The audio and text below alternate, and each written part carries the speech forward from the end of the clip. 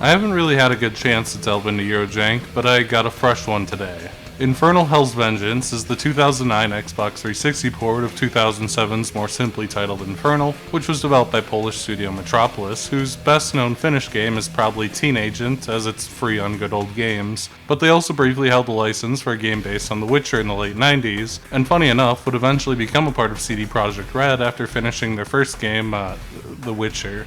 Infernal is Eurojank through and through. It's a stilted American action movie with cheesy one-liners and dialogue that feels like it took a pass through Google Translate, and it's also an amalgam of a dozen better games, seemingly wanting to be Resident Evil 4, Half-Life, Max Payne, Gears of War, among others. Infernal's Xbox 360 port, Hell's Vengeance, is perhaps the least bells and whistles port ever, lacking many common features that console ports of the day were well past implementing. Autosaves and auto-aim stand out the most to make it a rough experience, but it has seen a bit of a visual polishing, so that's something at least. Infernal's primary twist on the standard third-person shooter is mostly its terrible control scheme. 2009 was on the edge of standardized controls, and to be fair, it adapts most of these standards reasonably well, with a sensible camera, the left bumper being used for reloading, as was the case in Gears of War, which I have always quite liked, jump on the A button, but then somehow cramming several major functions on control stick inputs that are far and away this game's biggest hurdle. Beyond movement, the stick handles the game's one advanced movement mechanic, rolling, which causes the protagonist, Ryan Lennox, to dodge in a direction, while giving him some amount of intangibility, and also giving him some level of stealth that keeps enemies from just shooting him mid-roll, and can be used to get behind enemies situationally. The roll isn't the worst idea ever, it's fast-paced, it gives you a lot of control over positioning, and makes it easy to change cover. It's a decent approaching tool when combined with the stealth bonus from crouching, which makes enemies lose track of you easier. It lets you get fairly silly. It's arguably optimal to play the game entirely through crouch rolling, and you activate it by tapping the control stick twice. This should raise some immediate red flags, especially in a game with no auto-aim, where positioning is vital. It is exceedingly difficult to make small positioning adjustments in a game where attempting to do so will usually end with you rolling into gunfire, or off a cliff, or even just out from cover. It's a baffling decision compounded further by also making clinging to walls for cover on the stick. Mean to roll? How about you stand behind this waist-high cover and die? Want to get behind that wall? See ya, you're rolling into a grenade. There's plenty of room on a controller for snap to cover and roll. Right bumper is entirely unused. X is only for interacting with terminals and nothing else. The jump is more or less superfluous, with a half dozen mandatory jumps in the game and with no combat utility. It's very clear that there wasn't a lot of thought put into this aspect of the game. Even on keyboard, I imagine it would cause trouble with fine adjustments, but at least there you have the pinpoint accuracy of a mouse. Console shooters typically need some amount of auto-aim as a crutch. Without it, this game has an even greater need for precise positioning. Cover shooter itself is also... Gears of War came out a year earlier and notably smoothed out cover mechanics as a whole, with tight aims around corners, snappy reactions, and blind firing. Lennox just puts his whole ass out there, just goes straight out of cover and gets himself killed. Now, Infernal isn't just a straightforward third-person shooter, thankfully. If the name wasn't enough of a clue, Lennox has to deal with the devil and gets a variety of demonic powers, but as cool as the concept may be, the execution leaves a lot to be desired. Lennox gains 4 demon powers, which are unlocked slowly via story progression, and 2 of which are activated by paying mana. Health and mana have some interesting mechanics behind them, honestly. The game has a fighting game-like system where a certain amount of health is grayed out on taking damage and is restored by avoiding damage for a time, which is a nice compromise between regenerating health and hard healing, although hard healing can be done by absorbing the souls of enemy corpses by grabbing their crotches. It looks very funny. Although they do despawn relatively fast, so you kinda have to be aggressive with it. Mana is a bit simpler and probably overtuned, especially as the abilities see frequent use outside of combat for small puzzles.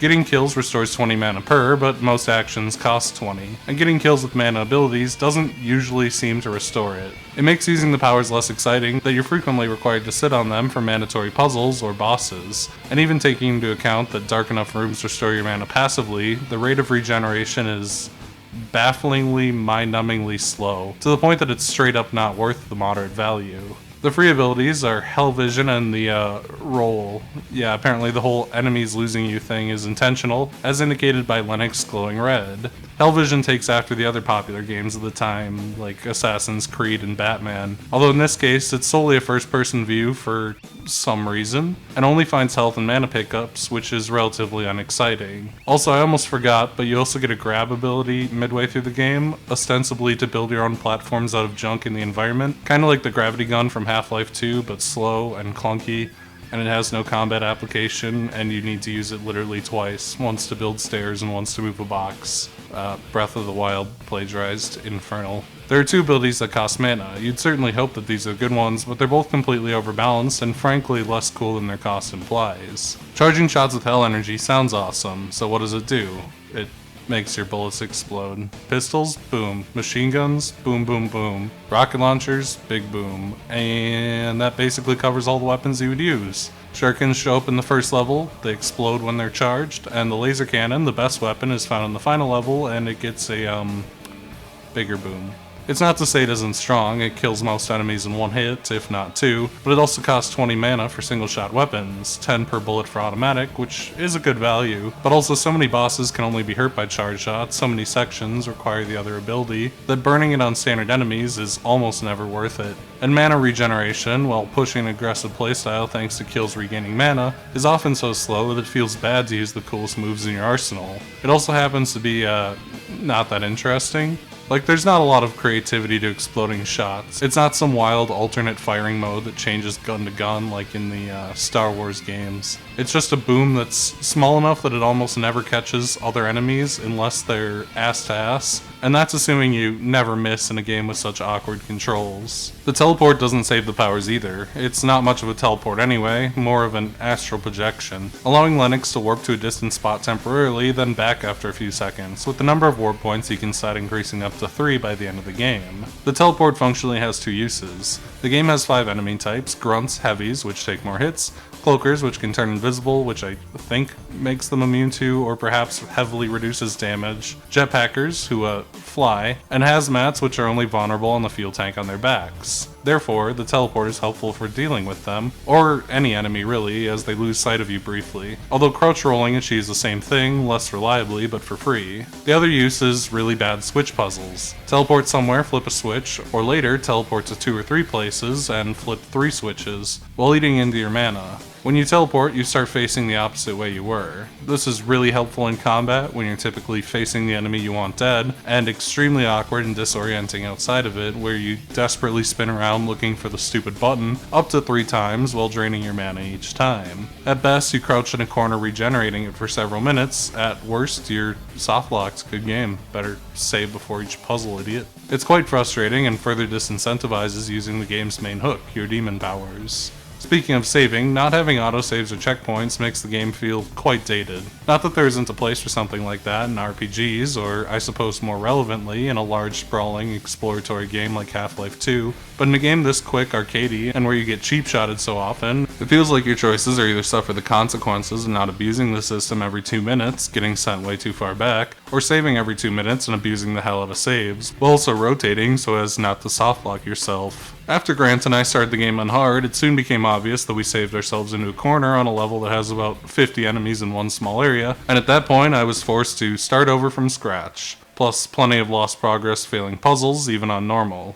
It not only hurts the game's pacing significantly with you having to save constantly, but often leaves the game in this consequenceless spot where you save after any and all interactions because the game's balance is a mess, which gets repetitive very fast. Infernal doesn't win a lot of points in presentation either. The game has the look of middleware of the era, although it has been touched up some from the PC original. Characters are stiff and lifeless, the environments are a fairly bland collection of slightly different grey rooms and hallways, with only a few moments, like in the final chapter, that offer anything interesting.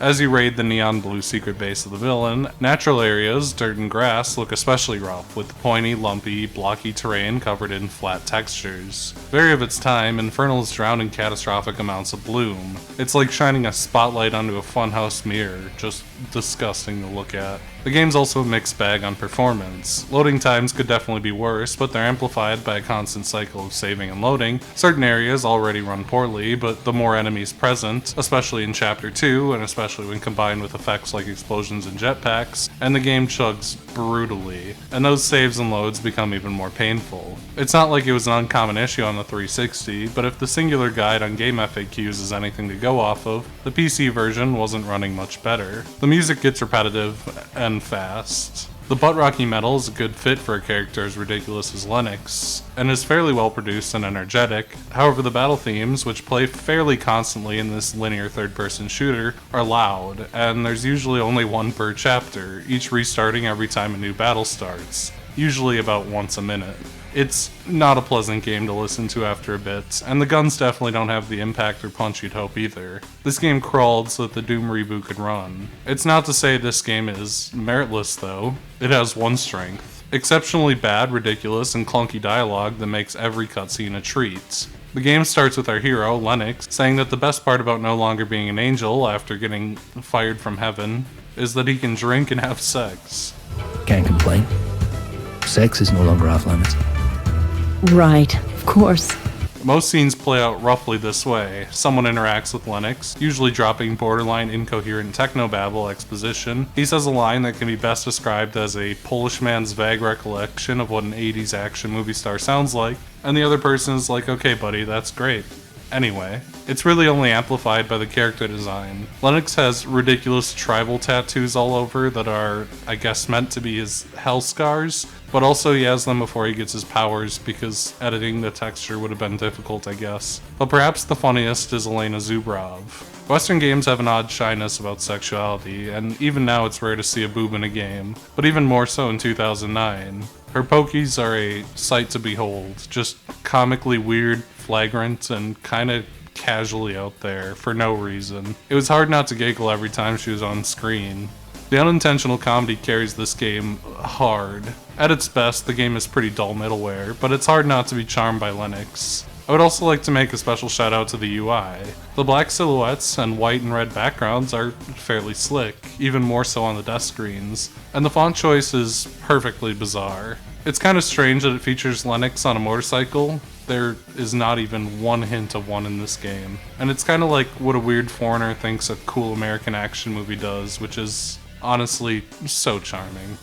The prologue sets the scene, and sets the bar a little too high for the rest of the game. The opening cutscene lays an insane foundation, throwing out questions it has little interest in answering. Lennox sits across from a woman, telling her that being an angel sucks because you can't bang, and implying that he was fired by God from Heaven's hitman death squad EtherLight. The game never really clarifies why he was fired. There's hints that Lennox was uncontrollable, that he would just run around using angel powers to murder people for fun, I guess, but also that does seem a bit out of character, even for Lennox. Despite seemingly enjoying his retirement, unprompted, EtherLight breaks into the bar and tries to assassinate Lennox, and honestly, the game doesn't even try to justify it. Calling him dangerous doesn't make him an active threat, and if left alone, he almost certainly never would have discovered EtherLight's secret.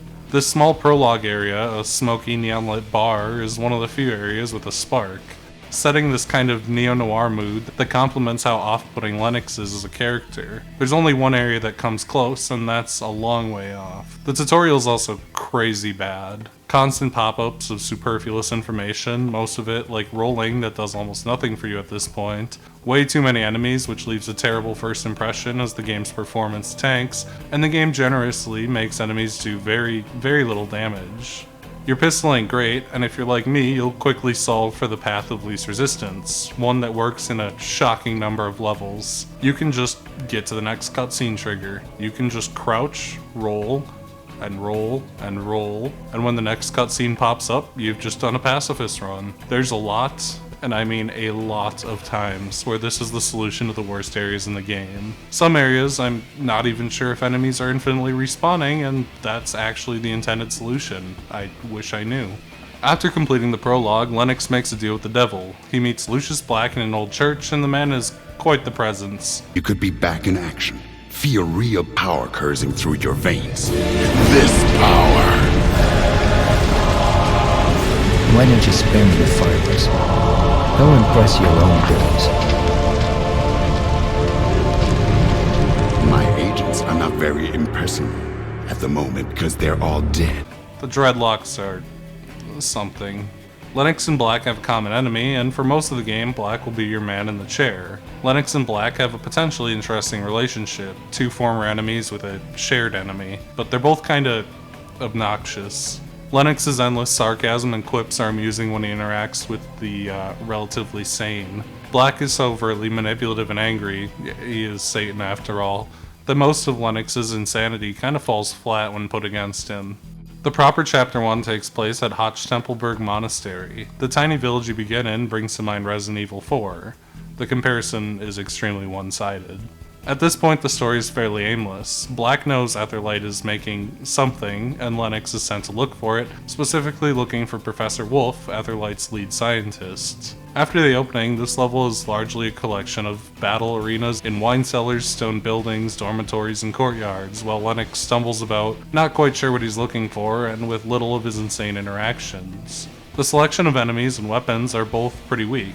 The monks are almost all just standard enemies, most only wielding piddly shurikens. Submachine guns are introduced way later, and for much of it you're just using a boring old pistol, and if you're unlucky, enjoy those shurikens. The chapter has two bosses, both twists on each other, shielded monks that can only be harmed by charge shots. The first uses a relatively neat mechanic where you need to shoot out lights that drain your mana to actually get a charge. Also, this mechanic never reappears again. Genius. The other is more standard, where you need to farm enemies to manage mana. The level doesn't really perk up until the end, where after blowing up some boxes in a church, which spike the flame rate hilariously low, you arrive in a lab where lasers flood the room with neurotoxin when touched, and which has an admittedly cool death trap where you need to keep shooting the weak points of walls that will otherwise crush you, although the wonky aiming incentivizes roll spamming past it, as with all things. The first interaction with Zubrov is also nothing to write home about, as funny as she is. Her bizarre design is mostly a feature of the next chapter, and her leaving a note to her location leads you right there. The Grey Rock Refinery is dreadful. Endless grey hallways, rooms of vague machinery, and far and away the longest chapter, going on and on with an endless downpour of bad combat arenas. The worst being the large courtyard covered in catwalks, an area that has a good 30, 40, 50 enemies coming out in various waves, and which is so ridiculously tedious and time-consuming that you'll very likely be there for almost half of this slog of a level. The level almost makes up for it with my wife, Elena. She looks so fucking stupid and deadpan reacts to our asinine protagonists. Look at these camera angles, look at these close-ups. It's almost shocking. This level does at least begin to introduce some secondary elements. It's one of the two times that you have to move stuff, better weapons begin to exist, the rocket launcher is decently satisfying, and jetpacks, heavies, and hazmats all make their debut here. It doesn't save it from the tedium though. Very few sections here have the mercy of readily available cutscene triggers. There's a lot of running back and forth in boring gray areas triggering switches to unlock doors. Even as you get a change of pace, it's not like the sewers offer much better scenery. When I first encountered hazmats, I thought the trick was to throw them off ledges by picking them up with the newly acquired lifting ability, as the first one is fought near a giant pit. This does not work, and it's crazy lame. Elena is the game's most normal boss. She doesn't require charge shots, although they certainly help, and you just shoot her for a long time, while walking back and forth to dodge her very slow attacks. For a long time. Her death doesn't even get that much gravitas. The game pretty immediately moves on, and the chapter ain't even over. There's still a whole science lab to get through, requiring teleporting on and off of its central elevator to move it between floors, which is relatively creative, but it does get old after 30 minutes, and it ultimately ends in a terrible arena, finally concluding with the Dr. Wolf boss fight. Even now, we only get a glimpse of what he's working on, using a legion of mind-controlled corpses as mana generators, obstacles. Ultimately, he's a special hazmat, one in a flying wheelchair, which is somehow one of the less insane things that this game throws at you. It's not a horrid fight, it's also just a big hazmat. The Steelworks basically carts out the first half of the game, still without answers. The chapter mostly takes place in another dull gray factory and features the last appearance of hazmats, standard troopers, and it kinda just transitions us to the end game. The unique mechanic of shooting chains to drop platforms is really, really badly tutorialized. It brings to mind that Half-Life 2 dev commentary where they talk about the trouble of getting people to look up. The first one is directly above you with really no indication to look that way. The chapter actually does have several interesting things going on as it wraps up. A rarity. Barbara returns from the intro. She's the angel who isn't evil. although some of the mercenaries are apparently just on their day shift, so I don't know, maybe some of these guys aren't evil. I don't know. And finally, we get an explanation of something. The machine, which looks like a titanic bomb, is a mind control device that can be used to pacify all of humanity and turn them pure. The planets are currently aligned in such a way that God can't see the Earth, so the angels assume he'll never notice anything is wrong, even in like 3 days when the planets shift again or whatever. It's moderately unhinged, in the sense that moderately is a synonym for extremely, but that certainly doesn't hurt a game as ridiculous and odd as this. After the standard fare, the level ends like 5 times with a grab bag of set pieces. I'm not quite sure what the angels use this machine for. I can't imagine the practicality of a control box that can generate 30-foot steel rods and launch them like rockets, even less so why you would have 2 facing each other as like a combat arena. But it's also kind of epic and shockingly light on jank to use this thing to shoot the other thing. The timed escape sequence actually works okay too. The catwalks have small platforming bits, shooting chains to lower platforms, and it plays into the optimal strategy of roll spam. But like in this case, you're meant to do that as the timer is short, whereas every other time the game just seems really poorly thought out. The game then shifts again to a mounted turret section. Every shooter of this era had to have one. It's a little bit comical. After the introduction of the cloakers, there's one final segment on a plane. It's a small puzzle segment that makes decently clever use of the detective vision, showing booby trap floor tiles that set off gas traps, which is the only use of the mechanic that's even mildly creative. Lennox pussies out of throwing the device out of the plane on Black's orders. He wants it for himself, because of course Satan would, and Lennox gets himself caught, causing Black to revoke his powers, and the only slightly interesting thing this game had going on. Lennox wakes up on the USS Liberty, a large ship owned by the US military, and also heaven, apparently. I wouldn't think too hard on it. Barbara frees Lennox, and a majority of the level is a stealth mission, utilizing extremely basic stealth, as in like you crouch and people don't see you. But also, you can just blast away with the pistol. You rarely fight more than 2 dudes at a time in this entire section. It's tedious at best, and the few things going on in this game are outright dropped for a majority of it, and being forced to heal via convenient medkits on the walls, it's so generic and boring. The robot mini-bosses are a cute idea, needing to bait them into barrels to blow them up, although having to do it 3 times is maybe a little much. Eventually Lennox begs for his powers back, and the level devolves into an overly long shootout with standard heavies before copying, of all games, Devil May Cry 2's homework with an extremely shitty helicopter boss where you roll around grabbing rockets for the launcher and just praying it'll be over soon enough. And boy, does soon enough never come. When it finally does, the device has reached EtherLight's satellite complex, so it's time for the final battle. And a battle it is. Quite the endless, tedious battle, mixed up with bad teleport puzzles and no areas dark enough to regenerate mana. Enjoy your soft locks. One of the weirdest segments of this game is when Black calls you and says, check out this cool power, I'm gonna drop meteors on all the EtherLight people, and then a bunch of meteors start falling from the sky, but they don't actually affect the EtherLight people, they just kill you really fast. And so there's like an entire section of the game where you just roll spam past 8 million guys and meteors. Even inside the building, things don't improve much. The whole building is just 14 floors of walking down a giant spiral staircase, shooting guys with the plasma cannon, the best weapon in the game by far, to the point that it kind of trivialized this big lead up, and it ends up being an exhausting way to get to the final bosses, although I do like how it all looks, like being inside one of those Tesla coil balls they have at Spencer's. Carlos is the leader of EtherLight, and upon confrontation turns himself into his full angel form, and honestly, the design is kinda sick.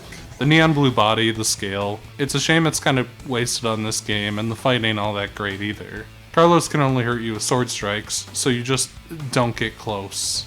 Roll to the Hellfire to recharge mana, and shoot him with your charge shots, while he blasts non-damaging electricity at you that saps your mana. It goes on for ages, has no tension, and wears out its welcome incredibly fast. Black then reveals he's Satan. The game treats this like it's a twist, and I guess at one point he implied he wasn't Satan, but he's not exactly trustworthy, and like, look at his design. He's so obviously Satan. And it's not like him being evil's a twist. We knew he was Satan the whole time. We know what he wants the mind control device for. I don't know why it's treated this way. Without your powers, as Black revokes them, the Satan fight is very limited on mechanics. You shoot him till he falls down, activate a switch, run up the stairs, take a piece out of the machine, and repeat. It takes fucking forever. Satan does two things. He throws shockingly weak fireballs at you, which do virtually no damage at all, or kills you instantly by stepping on you. The first switch is risky. During the cutscene that shows you to go up the stairs, Satan will wake back up and likely step on you during the cutscene. The cutscene is skipped on rounds 2 and 3, so from there it's basically a cakewalk. I'd like to say more about the ending, but after the machine breaks, Satan is like, alright, fair. See ya. And Lennox goes to Barbara, who mentions feeling cold. I think this means she lost her powers, but it's a bit out of nowhere. Then, loud shit metal blasts over the credits. To be fair, I don't know how else this clusterfuck could have ended, and without multiplayer, side modes, or really anything else, that's all she wrote. Infernal: Hell's Vengeance is a mess. A funny one usually, with some ridiculous dialogue and scenarios, classic Eurojank stereotypes of American action movies, and occasionally neat set piece or boss design, but also it's hell to play. Almost every bad thing you could say about a game is here. Clunky, obtuse, ugly, repetitive. God, does shooting idiots for hours get old. And there's no break from it. And it's just poorly balanced in more ways than one. There's a very occasional spark, but it feels like a cheap amalgam of at least half a dozen games that do everything it does better. While the PC version is almost surely better, as Eurojank loves its home, the controls on the Xbox are dreadful, and certainly don't do what may have been a so bad it's good title any favors. Its most interesting mechanics fall entirely short thanks to tight restrictions, its best designs and ideas fall short for being in this game. As odd as it is to say for a game so flagrantly bad, I'm more disappointed than anything. The makings of a silly cult hit are here, but the game has so many quality of life and general issues that it undercuts a solid base of ironic enjoyment and makes for a tedious experience at best and an exhausting one at worst.